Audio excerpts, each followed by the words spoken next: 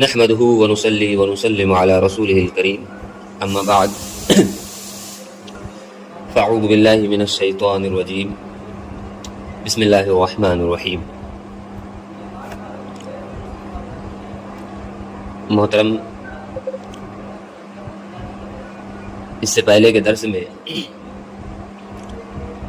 جو بیان کیا گیا وہ کون سی نمازیں اور کتنی سنت مؤکدہ ہے اور کتنی رکعات، کتنی نمازیں سنت غیر مؤکدہ ہیں۔ پھر اس کے بعد ذکر کیا گیا نمازوں کا فدیہ کتنا ہے، روزوں کا فدیہ کتنا ہے، اس کے تعلق سے ذکر کیا گیا۔ آج سے ہم نماز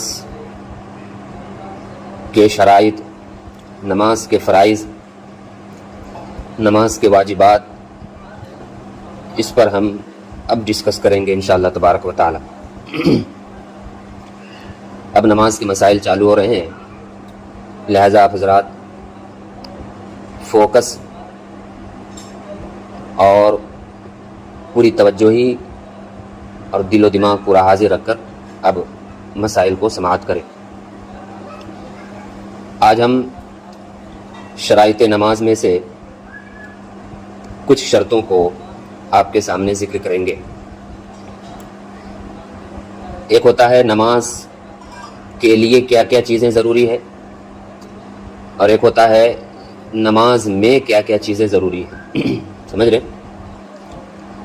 نماز پڑھنے سے پہلے کیا کیا چیزیں ضروری ہے، اور وہ ضروری چیزیں جب مکمل ہو گئی اور ہم نماز کے لیے کھڑے ہو گئے تو پھر اب نماز کے اندر کیا کیا چیزیں ضروری ہیں۔ تو نماز کے لیے کیا کیا چیزیں ضروری ہے وہ شرائط نماز کہلاتی ہے، اور نماز میں کیا کیا چیزیں ضروری ہے وہ فرائض نماز کہلاتی ہے۔ شرائط نماز میں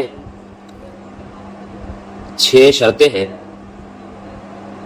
ان کو علیحدہ علیحدہ تھوڑا واضح کر کے آپ کے سامنے ساری شرطوں کو، سارے شرائط کو پیش کیا جائے گا۔ پہلی شرط جو ہے وہ ہے طہارت۔ پہلی شرط طہارت ہے۔ طہارت کا مفہوم یہ ہے کہ نمازی کا، یعنی جو نماز پڑھ رہا ہے، اس کا بدن، لباس یعنی کپڑا، اور جس جگہ نماز پڑھ رہی ہے اس جگہ کا ہر قسم کی نجاست سے پاک ہونا ضروری ہے۔ ہر قسم کی نجاست سے یعنی ناپاکی سے پاک ہونا ضروری ہے۔ نماز پڑھنے والے کا بدن، اس کا کپڑا، اور جس جگہ نماز پڑھ رہی ہے وہ جگہ کا پاک ہونا یہ ضروری ہے۔ نماز کے لیے طہارت ایسی ضروری چیز ہے کہ بغیر اس کے نماز ہوتی ہی نہیں ہے، بلکہ جان بوجھ کر بغیر طہارت نماز ادا کرنے والے کو علماء کرام کافر لکھتے ہیں۔ سمجھ رہے ہیں؟ جو شخص جان بوجھ کر بے وضو یا بے غسل نماز پڑھتا ہے، یعنی اسے معلوم ہے کہ میرا وضو نہیں ہے، اسے معلوم ہے کہ میرا غسل نہیں ہے، یعنی میں ناپاک ہوں، پھر بھی وہ نماز پڑھنے کے لیے کھڑا ہو جاتا ہے، تو ایسا شخص کافر ہو جائے گا۔ اور کیوں نہ ہو کہ اس بے وضو یا بے غسل نماز پڑھنے والے نے عبادت کی بے ادبی اور توہین کی ہے۔ کیوں کافر ہو گیا؟ اس لیے کہ عبادت کی اس نے توہین کی، اس نے نماز جیسی اہم عبادت کی بے ادبی کی، اس کو ہلکا جانا، اس وجہ سے وہ دائرہ اسلام سے نکل جائے گا۔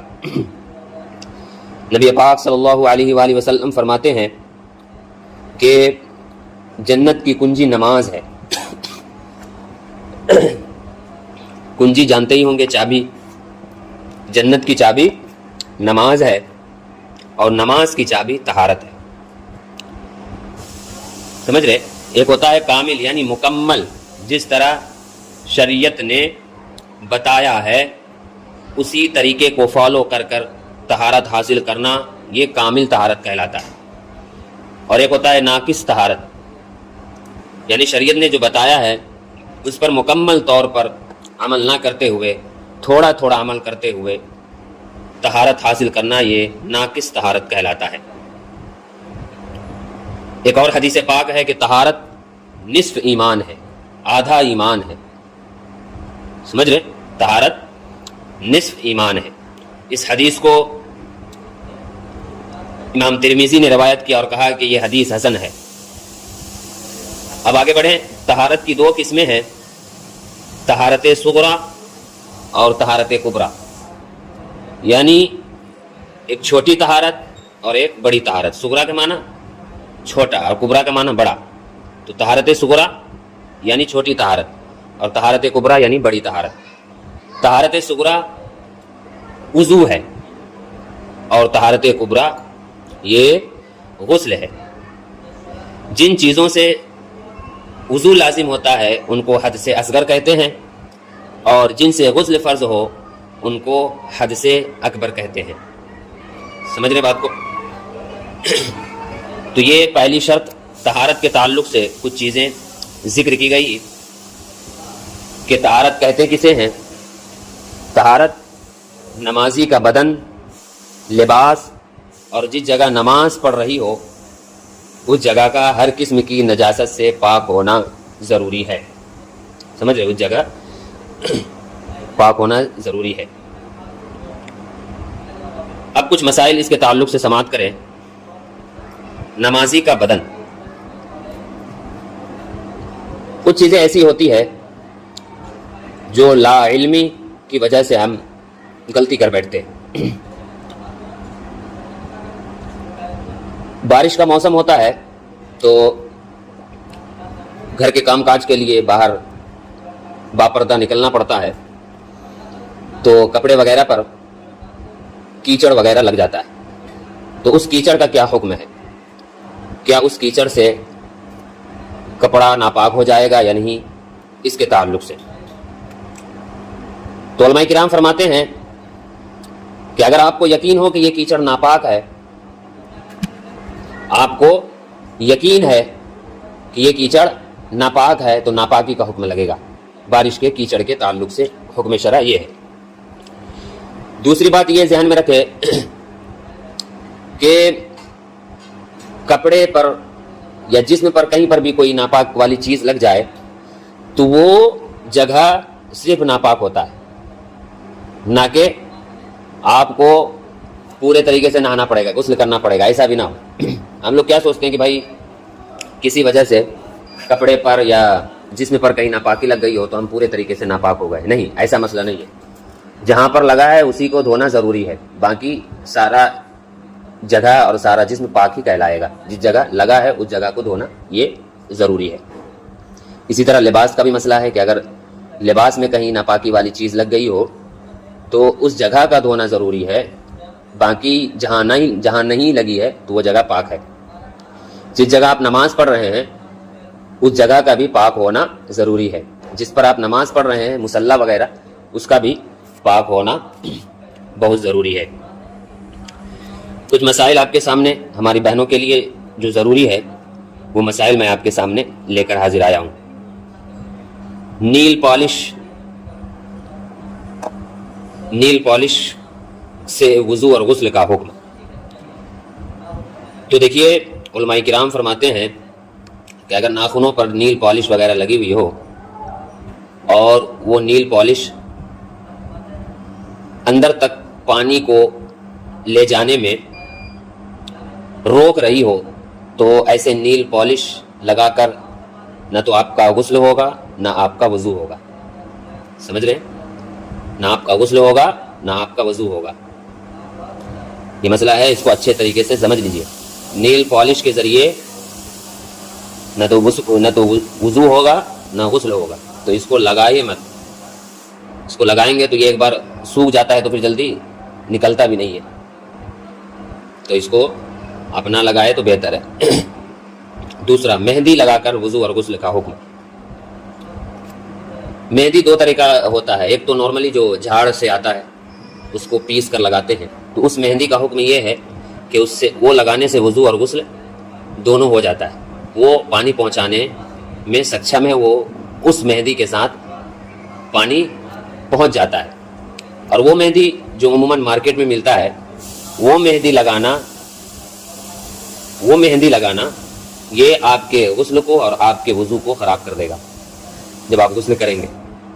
سمجھ رہے بات کو؟ کیوں؟ اس لیے کہ وہ ایک طرح سے دیکھا جائے تو اکھڑنے والا ہوتا ہے. کچھ دن کے بعد آپ دیکھیں گے کہ تھوڑا یہاں کا اکھڑا ہے, تھوڑا یہاں کا اکھڑا ہے, تھوڑا وہاں کا اکھڑا ہے. تو یہ پانی جیسے آپ ہاتھ میں لگائے تو جہاں پر لگائے ہیں وہاں چمڑے تک پانی پہنچانا یہ لازم ہے اور ضروری ہے. اور وہ مہندی وہاں چمڑے تک پانی نہیں پہنچائے گا, اور جب پانی نہیں پہنچائے گا تو آپ کا وضو ہی نہیں ہوا, نہ آپ کا غسل ہوا. سمجھ رہے؟ اسی طرح میک اپ کر کے نماز پڑھنا جائز ہے, درست ہے, اس میں کسی طرح کا کوئی حرج نہیں ہے. اگر میک اپ نارمل ہو, اگر میک اپ میں کیا نام ہے الکوہل وغیرہ یوز کیا گیا ہو, سمجھ رہے, یا میک اپ کے سامان میں وہ چیزیں استعمال کی گئی ہے جو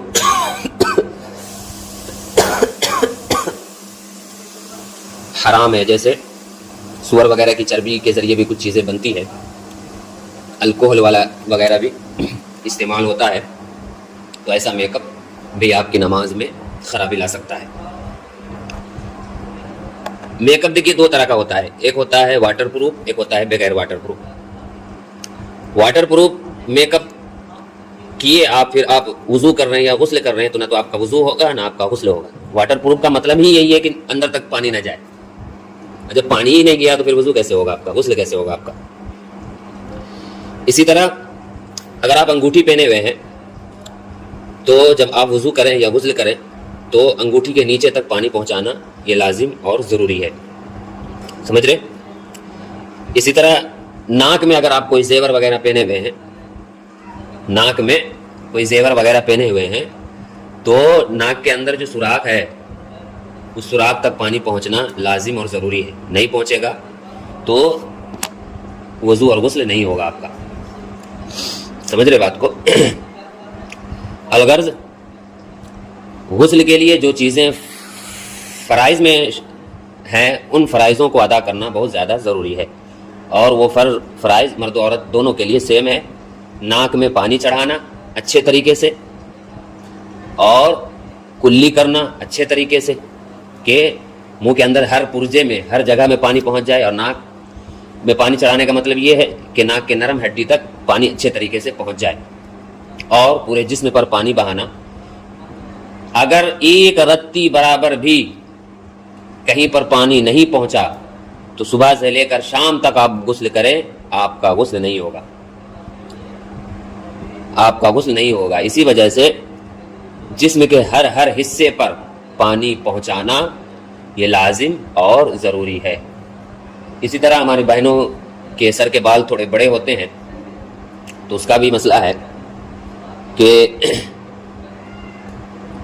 بال کے تہ تک بھی پانی پہنچانا یہ لازم اور ضروری ہے. سمجھ رہے؟ بال کی تہ وہی سر کے اندر پورا پانی پہنچانا یہ ضروری ہے. تو یہ تو غسل کے چند مسائل ہوئے جو آپ کے سامنے ذکر ہوئے. طہارت کے باب میں طہارت یعنی نمازی کا بدن, لباس اور جس جگہ نماز پڑھ رہی ہو اس جگہ کا ہر قسم کی نجاست سے پاک ہونا ضروری ہے.